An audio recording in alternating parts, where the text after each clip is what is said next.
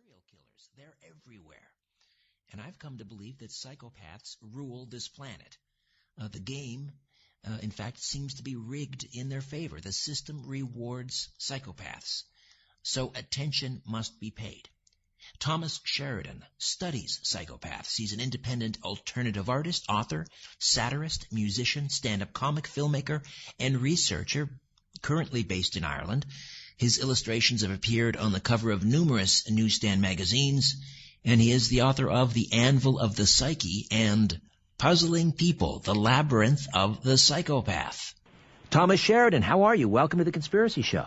I'm great, Richard. Very nice to talk to you. Thanks for having me. I got to ask you, a great website here, by the way, thomassheridanarts.com, and kind of a little dedication to the horrible events in Paris last month. Charlie Hebdo, they who come after the comics and the satirists are the most dangerous psychopaths and crazies on earth, it says. And there is an old adage that's once they start burning books, next they will burn people, is very true. So very appropriate that we're talking to you, not only because of what's going on in terms of terrorism, and you look everywhere. There are psychopaths. It's almost like the Red Scare in MacArthur, or Senator McCarthy rather. There's a psychopath under every bed. Comment on that, if you will. How prevalent are psychopaths in society? Well, the numbers are still very small. In regular society, I'm talking about pure psychopaths now, ones who are born that way and have a very different brain functioning than the rest of us. It's probably around 1%. If you go to the power structures up towards the top in business, politics, mass media, you'd be talking 4 or 5%, maybe as high as 6% in certain things like banking and things like that.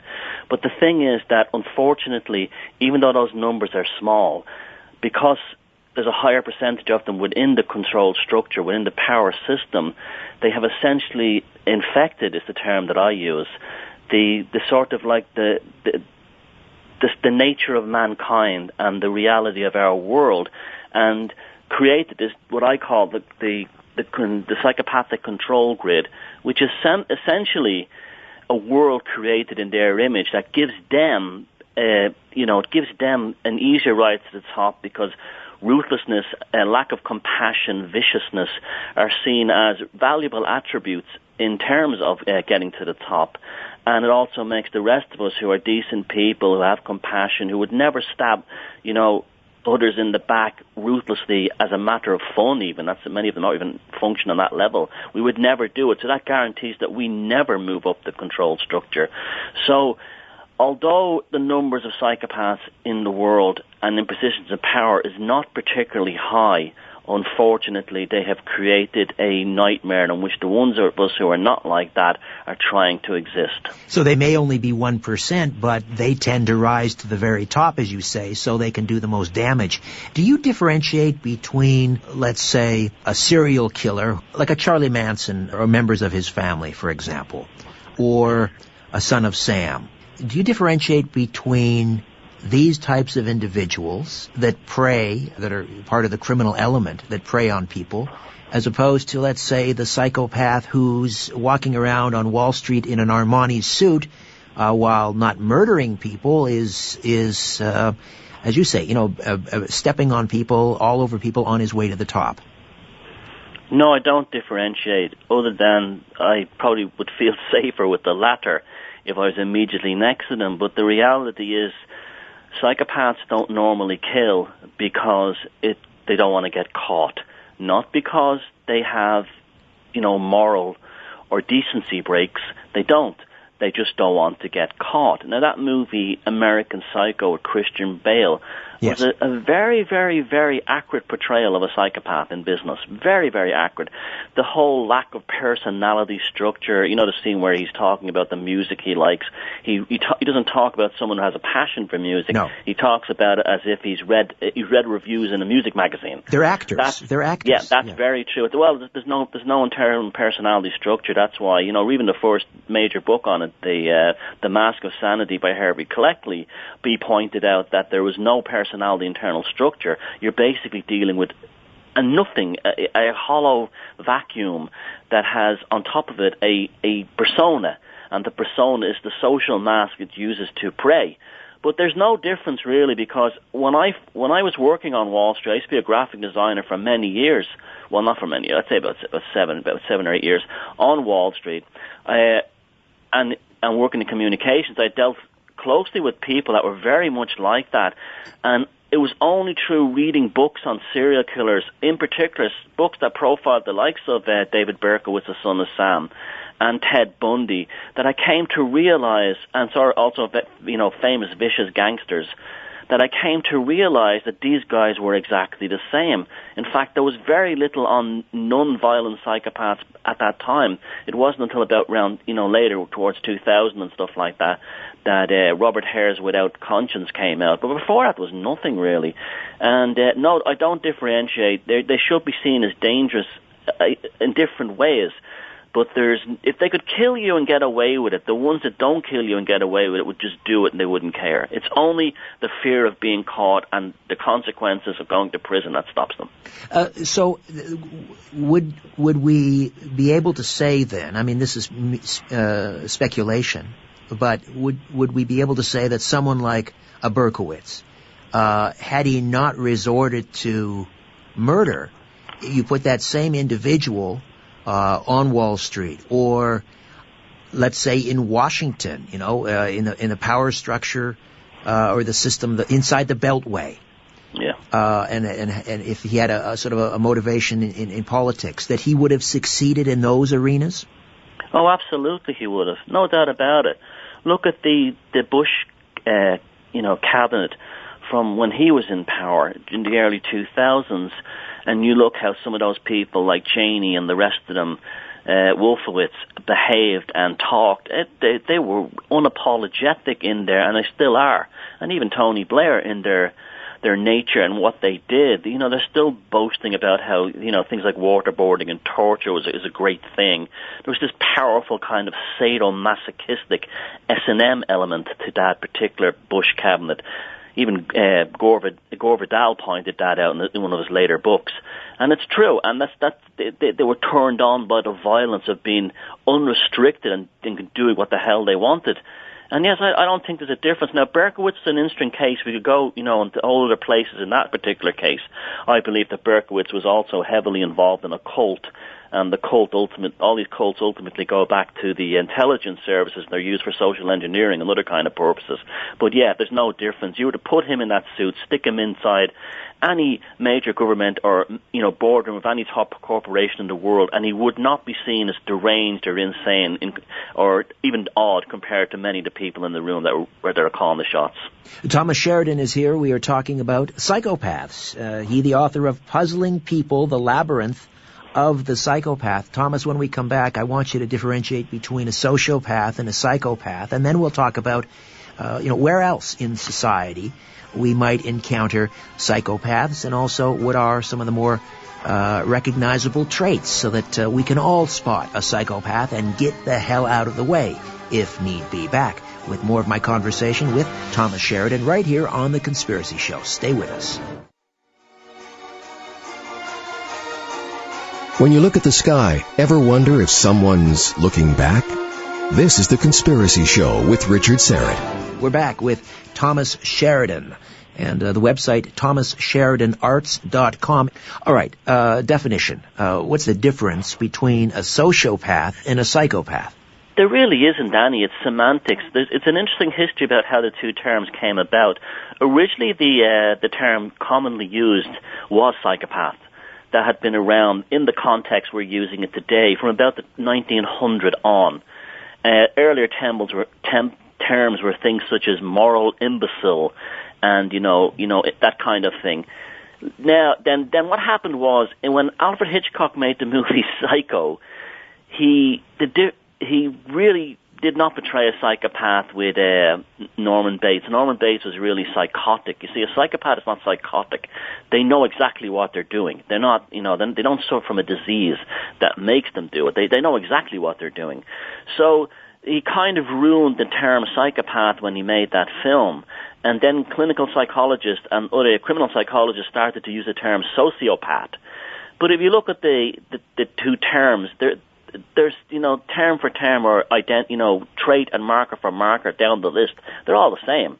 And so they're just interchangeable terms. Later on, it's funny, when I started making videos about this back in 2008, and I wrote Puzzling People around 2009, 2010, I was using the term psychopath at a time no one else was, really, and then the term psychopath seems to have come back into popular usage again, which is a good thing, because I think it's a much more kind of frightening term when you hear the term psychopath compared to sociopath. Sociopath has been kind of joked down. You'll hear, like, if people are not sociopaths saying stupidly, "Oh, I know, I'm such a sociopath," that kind of thing. But there's really no difference. It's really just semantics and trends within clinical psychology but they're basically the same thing. What are some of the more recognizable traits of a psychopath? You've sort of hinted, you know, there is no inner personality. Yeah. There's no sort of moral compass. But continue on with the list.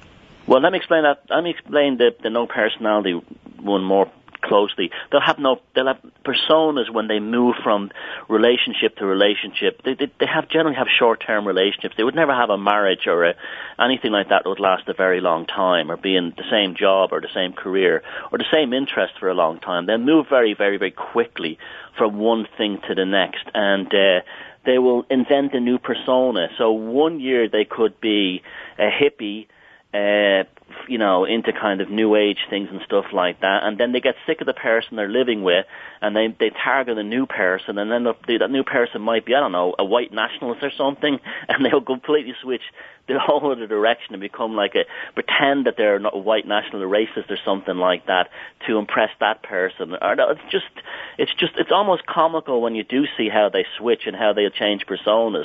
But that's a common one. They're just targeting. It's like a predator changing its camouflage in the wild in order to hunt more effectively. That's the way it should be seen. Right. Yeah, that lack of compassion is another one. When they do tend to like, if they're trying to show compassion, they will often overdo it. They will put on a show at a funeral, screaming, howling, and that kind of thing. Very just trying to get attention to prove how compassionate they are. But they wouldn't have genuine compassion. If they saw someone they didn't know or had no use for drop dead in the street, they would just step over them like they didn't exist. In a very cold way, like they wouldn't care. And they would actually be surprised and shocked why other people are bending down to help this person who had a heart attack in the street. They wouldn't get that. They wouldn't understand why people were helping this person. It's just, to them, it would just be, tough. Who cares? That would be one. There's various traits, and we can't go around, constantly looking for people and thinking he's a psychopath or she's a psychopath, because 99 times out of 100 we're dealing with a regular jerk, But yeah, another one to look for would be they don't really have a past. That's a very interesting one that always comes up and over again. They don't have a past. How could that be? How could that be? Because they never existed to begin with. It's the strangest thing. In my second book, Defeat the Demons, I write up about a very good survey that was done in prisons in Canada of killers who were serving life sentences and hardcore criminals like serial rapists. And they were the ones who were psychopathic were identified and moved away from the others. And they would have questionnaires, and they would say things to them like, okay, such and such, you're in here for being a rapist. And the psychopath would say, oh, I'm not a rapist. What do you mean not a rapist? You were found guilty of raping 10 women. Oh, I was a rapist then, but I'm not a rapist now, implying that the previous personality, they have a very strange understanding of time in the brain, and they do not think the present version of them now is responsible for their crimes in the past, because they're not doing it anymore. Therefore, you can have a politician, a psychopathic politician, who can declare an illegal war which leads to the death of 1 million politicians, and then nowadays can run an interfaith foundation for peace and cooperation with no not a hint of irony of how absurd they are. I think we know who you're talking about. I think we all do. Yes. And we notice that's a trait you notice a lot with politicians. When they get caught, they suddenly convert to Christianity and things like that.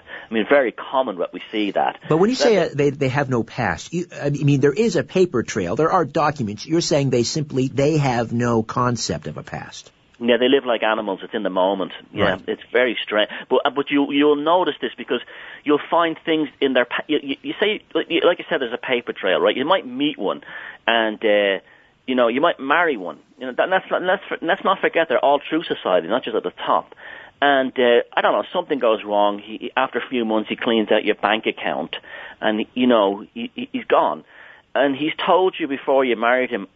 Well, I did 20 years in the army, and when I left the services, I collected an early pension. And then I came back to work. I opened this business, whatever, and then the person might start looking into the past and looking through that paper trail and find out that he had 3 or 4 or 5 marriages that he never told her about. You know, the kind of a thing, right? And had spent time in prison, but he'll be so convincing of his backstory. They're tremendous liars and deceivers, and this is why they make fantastic cult leaders, because what happens is all cult leaders are all psychopaths, because what they do is they find the insecurities. This is one to watch out for. They will find the missing ghosts in your soul. If you had no father when you were growing up, they will become the father figure. If you had no mother when you're growing up, they will become, or they will give you a mother figure. If you were any kind of trauma, loss, or an inability to fit in your life, they will fill in all these ghosts in your soul in order to win your trust and hold you and pin you down. Are they above average intelligence? And no, most of them are actually quite stupid. What they are is devious. See, we have to understand there's a huge difference between intelligence, wisdom, and deviousness. Deviousness is just the ability to learn what you need to target an individual, but that's not born out of the need for knowledge or a quest of information and intelligence. It's just purely a pathological drive to use another person. It's pure deviousness, and not in any way are they intelligent. In fact, when you get to spend time with one of them, you find out often how absurdly ridiculous many of them are. And yet, they rise to the top. That old adage of nice guys finishing last is true, because the world seems to be rigged in their favor. How did that happen? Well, this brings us to the most common, the most powerful trait of all, and this is one we should watch out for in our lives, with not only the ones at the top, but one who maybe wanted to try and get into our lives, start a business with us or anything like that, or have a relationship. They indulge in something that's called gaslighting. Now, what gaslighting is, it's literally when a psychopath takes control of you, takes control of your company, takes control of your country, and then changes reality. It changes reality in the terms of it will give you conflicting information and contradictory information that causes a type of dissociation in your own brain where you don't know if black is white or white is black, if up is down, down is up, left is right, right is left, and eventually you give up. And in order to try and get any kind of normality and stability, you acquiesce to the demands and the gaslighting of the psychopath. Sounds like something right out of Goebbels' propaganda playbook. Oh yeah, well, and also George Orwell's 1984 doublespeak is a classic example of gaslighting. It's an old clinical psychology term that comes from, that's based on a movie called Gaslighting, which tells the story of a woman who's actually targeted by a psychopath, and he turns down the gaslighting and tells her that the room is just as bright as it was before, even though she's in near darkness, and she believes it because she thinks she's going crazy.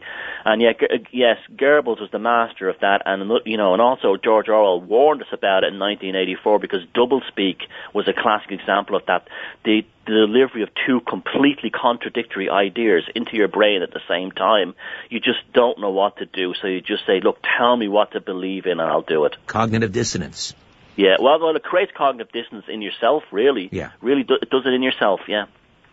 Thomas Sheridan is with us on The Conspiracy Show. The website, again, thomassheridanarts.com. He wears many hats. He's an artist, painter, an author, a blogger, and has made a number of videos pertaining to our topic tonight, which is psychopaths.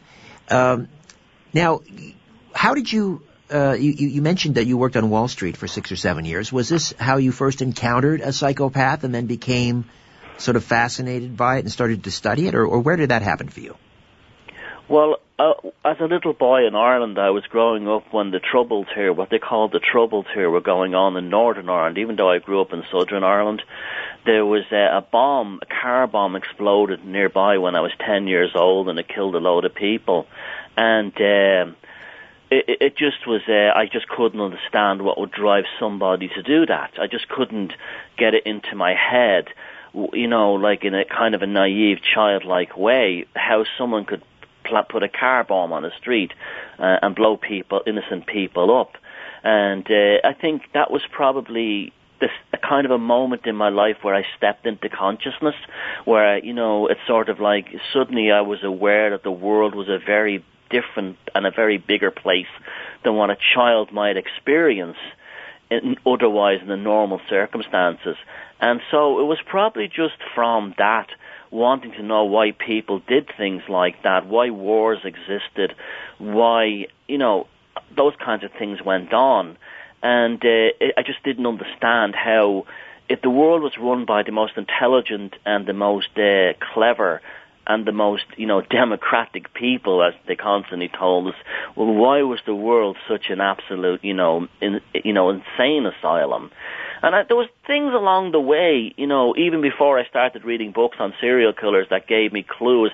One film was The One Flew Over the Cuckoo's Nest. Ah, yes. And I remember thinking that Nurse Ratched, that she ran that ward. All I want to do is watch the damn World Series. Yeah. Listen, yeah, I got to take a time out. Phenomenal. Let me take a time out, Thomas. We'll come back and we'll continue to discuss psychopaths right here on The Conspiracy Show. Don't go away. The truth is not out there. It's right here. The Conspiracy Show with Richard Serrett. We'll get back to my conversation with artist, author, researcher, filmmaker Thomas Sheridan about psychopaths in a minute. Follow the Truth 2. My second live event is coming to Oshawa and the Regent Theatre, Sunday, April the 26th. It's an evening event. Great speakers. Again, visit www.followthetruth.tv for details, or call the box office to order your tickets, 905-721-3399. We're back with Thomas Sheridan, and the website again, thomassheridanarts.com, and we are talking about psychopaths. You were talking about One Flew Over the Cuckoo's Nest just before the break, and Nurse Ratched, and of course the great portrayal of was it Randall McMurphy by Jack Nicholson. And she certainly seems to fit the mold of a psychopath, someone who enjoyed the suffering of others, who reveled in her authority and her power. Where else? Yes. Where else do we typically find psychopaths thriving? In what situations? Well, the University College London about 2 years ago embarked on a research survey, and they tested people in different professions for psychopathic traits, and they isolated the psychopaths within the different professions, and they came up with an actual checklist. People can go to my YouTube channel, Thomas Sheridan Arts, and there's a video there where I talk down the list. And not surprisingly, there was like things like politicians and lawyers, and I don't mean to say all lawyers are, and at the very top of it. But other ones there that came out were quite surprising was surgeons. Surgeons often scored very high at the psychopathic level. Really? Because the rationale they gave behind it was they would be psychopaths now, the ones who are capable of being educated or are bluffing their way through educated would be drawn to something like that. It's a high glamour job. It, pays a lot of money. It's a risk-taking kind of power trip, and it also, in some levels, if you're operating on somebody, like somebody's wife or daughter or children or husband, and you kind of have to detach yourself from the fact that this is a human being. You have to literally you see it as an object while it's on the operating table, and so psychopaths are very good at that because they don't see anyone as having any real value other than an object, and so they would be drawn to that. And also it pays very well. It's a glamorous kind of job. It attracts women, power, and sports cars and that kind of thing. So that's scored right up there. And mainstream journalist was very, very high. Wow. But when you look at what propaganda we have in the mainstream media, is it really such a surprise, But they were very, very much up there on the list, as was a religious a religious person on a kind of a special messianic quest. So like someone who probably runs a mega church and has 10,000 people is raking a ton of money and they all love him, or like a TV preacher and a new age cult leader who runs a comet debt cult who says you have to do what I do, or the end of the world is coming soon, and and you must follow my word and my books and the messages that I give you from the Space Brothers. And they live, you can always tell those types because they don't live in a small apartment somewhere. Right. They live in a large mansion, a large, palatial home in the countryside, surrounded by an army of enablers because they're scooping up large amount of money from their gullible followers. We have to very high too. This was a short segment. We've got to take another time out. We come back. We'll continue on, and I want to find out, where do they come from? These psychopaths. How is a psychopath made, or is there some otherworldly explanation, perhaps? More of my conversation with Thomas Sheridan right here on The Conspiracy Show. Stay with us. Anyone can create a podcast on the web. In fact, there are millions of them online. But if you want quality internet talk radio, just remember this address, TalkZone.com. TalkZone is internet talk radio for planet Earth with talented hosts, great guests, and good conversation. Ready to share your thoughts and ideas with a global audience? Become a TalkZone show host yourself. Learn more at TalkZone.com. Internet talk radio for planet Earth. TalkZone.com.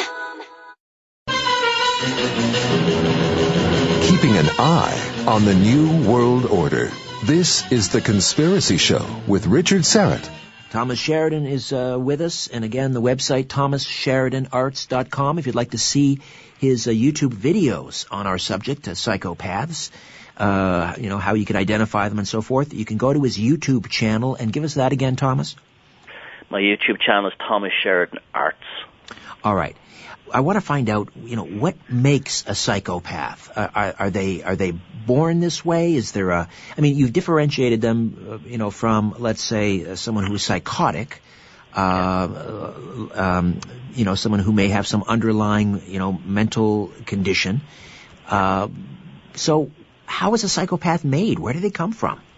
Yeah, a pure psychopath is born that way. They're like that from the moment they came out of their mother's womb. Their parents will often notice as young children that they were cold and different, and they're very manipulative, not only of other children but also of adults. They become sexually active very, very early because they realize that sexuality is something that they can use to get what they want in life, or to blackmail people. Like for a young female psychopath, she'd start having sex at very early ages, often with older men, and then say things like, if you don't give me $1,000, I'm going to go to the police and say you molested me. This kind of thing. This will happen very, very early on. They will have, they'll be the kind of kid that gave everyone the creeps at first, but they become manipulative, and they also would be the ones who would be the ferocious bullies in high school and things like that. Now, their brains are very, very different. They have the same brain structure. All the partitions and the neural pathways are all identical to what we use and the rest of us. But if you put them under an fMRI machine, which is a brain scan machine, and you present them with certain triggers such as things like violent images and so on, violent movies, they'll show no change in brain activity, where a normal person, the frontal cortex of the brain and the limbic regions, which is where things like compassion exist, and creativity too, you'll find that they're dormant with a psychopath. They're not damaged, they're not broken or anything like that. They simply don't need them. It's a horses for courses analogy. They only need the lower brain stems of their brains, the primitive part of the reptilian brain. And that's all they're interested in. Everything else is mimicry. So they're very different in how they use their brains. Very, very different. In fact, so different that Dr. Robert Hare of the University of British Columbia, who's the world's foremost expert on psychopaths and has studied them for nearly a quarter of a century, calls them intraspecies predator, and often uses terms like they're aliens and so on. And this is you're talking about a hardcore academic. Wow. And he talks about them in those terms. Is he being literal when he uses words like alien? No, he's using it as an allegory, but on some levels, when I read some of his documents, it's almost like you can get the impression that he's biting his lip to holding back what he really wants to say because he's in academia. But yeah, I just don't know what they are myself. But I know what's in there. Like, I interviewed two of them for the book Defeat the Demons, and one of them I did on Skype, and the other one I did in a restaurant here in Ireland. And I never want to ever be near one of these guys ever again, because when I looked into this guy's eyes, there was no human. That was not a human being behind there. Because he knew I was dealing with him on a one-to-one basis. I knew what he was because he admitted to me, because he told me about it, and I basically bribed him to give me an interview.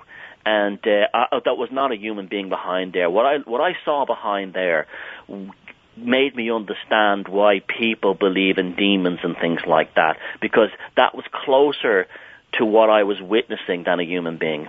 Let's probe that area a little bit. I don't know if you're a spiritual person, but do you hold that out as a possibility that, the Bible tells us supposedly the world is ruled by Satan, and here we have perfect examples of, the psychopaths that are running this planet. Do you hold that out as at least as a possibility worthy of consideration? Well, let me tell you this, Richard. When I started looking at this, I wasn't a hardcore atheist, but I was basically an atheist / agnostic, not closed-minded. But I didn't want anything to do with religion or anything like that. After say 6 years of intensive study into this, and also my other work into serial killers, and also my work into the occult aspects of National Socialism, and how that was used to control an entire nation, I'm no longer like that. I actually do believe that there are other forms and other entities that do exist in that crack between day and night, that our ancestors called the jinn in the Islamic world, or the div, right, that they called the Wetiko in the other traditions, that they called in the Celtic tradition, the fairies were actually often described in that way, and what most of our ancestors called demons or demonically, possessed individuals. I'm now much more inclined to believe that something like that is a very real possibility, because things have happened to me that dealing with this subject that were definitely outside the bounds of what we would call, rationality. Could you share one of those with me? Well, an example was psychic attacks. There was one, I've suffered tremendous what they call psychic attacks when dealing in this subject.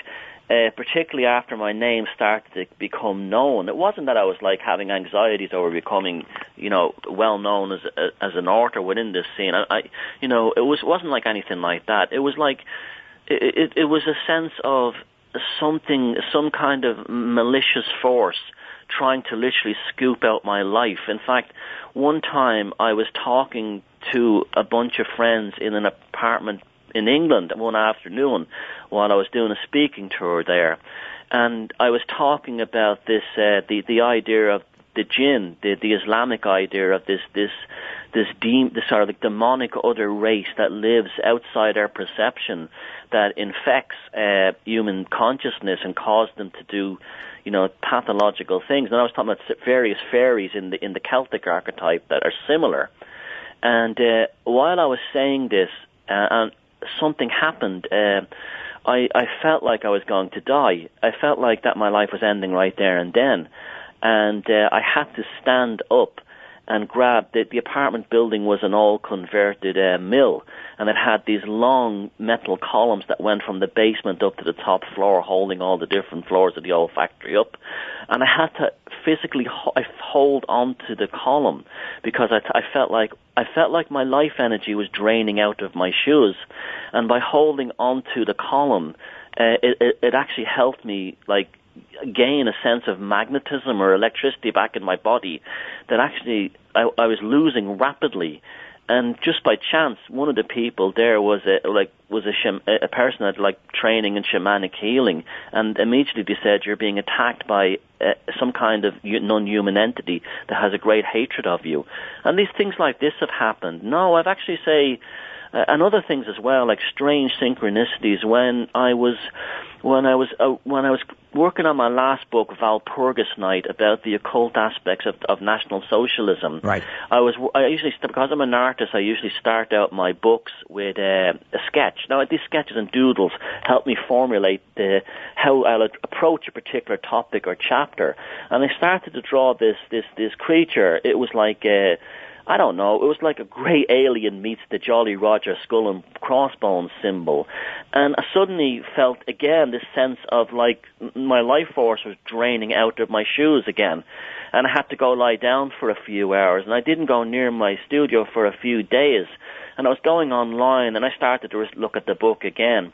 And because my book, Walpurgis Night, really begins in 1919 in Germany, a very pivotal year, I typed in the year 1919 German movies because I think cinema is a great way to explore contemporary and past history, because it really gives us a kind of an oracle into the human condition.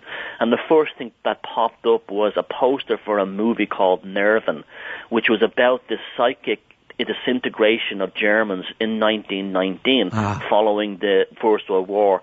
And that creature, this demon, was on the poster. And I'd never seen before. My. Yeah. The movie I thought you were going to mention was Nosferatu, but yeah. Well, the vampire is a tremendous allegory for a psychopath. It drains your energy, it plays with your mind, and it can't. It always seems to rise from the dead in a new form to target someone else. How do we fight back, or do we just get out of the way, Thomas? Well, my maxim has always been no contact ever again. If you and that's not just a psychopathic person. That could be a very toxic or dangerous person in your life. Just get the hell away from them. Just run. And have nothing to do with them ever again, because there will be no happy ending there. It's not going to work out for you. They're constantly going to prey on you and play on your mind. That's the best thing. But we mentioned One Flew Over the Cuckoo's Nest there, and you mentioned Randall McMurphy. Well, they don't, because if there's no internal personality structure and they don't have a soul as such, they're useless at things like humor and satire. And humor and satire is a great way to get at them, just like Randall McMurphy did in that film. He was the jester. The jester was the only one in court who could mock the king. That's why I also do stand-up comedy and I do satirist stuff, because that's a great way of actually defending against it. Amazing. Yeah, that's a great way. And also the other character, the Indian, the chief in that film. Yes. He represented the native soul, the native spirit. Psychopaths are almost non-existent within native cultures because they're spotted at a very, very, very early age and driven out of the tribe. In Western society, we don't spot them. And that's seen within the film, One Flew Over the Cuckoo's Nest, where Randall McMurphy exchanges a piece of juicy fruit gum with the chief, and the chief goes juicy fruit, and he realizes then that he wasn't like a deaf mute. He was actually deliberately keeping his mouth shut and was smarter than anyone. And that's a beautiful moment in that movie. It's almost like an alchemical moment where you have that stick of gum became like the Philosopher's Stone, and then the two of them then had the power to take down, Nurse Ratchet's psychopathic empire within that ward. So yeah, there's the three ways of dealing with it. One, get away from them. Defending your psyche against them, humor, satire, and laughing at them is a great way. And then finally, going into our native soul and looking for the depths of our culture, and see how and learn to be more like our ancestors. And creativity is a great way to do that, exploring yourself artistically. Once you have that, you have a firewall around your consciousness. They cannot get into it. And more importantly, it gives you that space, that sort of like that parentheses that allows you to think and get around their games and machinations. Thomas, I really appreciate you spending some time with us. I know it's very early over there in Ireland, and I've really enjoyed this conversation. I hope we can do it again sometime. Oh, it's a pleasure. Anytime, sir. ThomasSheridanArts.com, and give us the YouTube channel again, Thomas. The YouTube channel is Thomas Sheridan Arts. Thanks again. Thank you. ThomasSheridanArts.com, again, is the website. My website is RichardSarrett.com. That's your portal to The Conspiracy Show. Say hello on Twitter @RichardSarrett, and as always, follow the truth.